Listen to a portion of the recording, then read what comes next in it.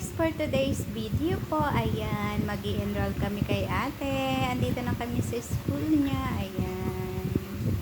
Sobrang init. Ang bilis ng panahon. Parang kailan lang kakatapos lang ng school year nila.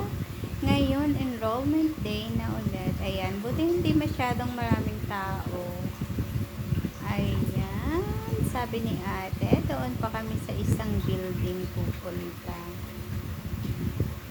Ayan, dito na kami sa school guys. At habang naghihintay kami, ayan, nakakita si daddy ng nagtitinda ng kikiam, fishball, cheese stick.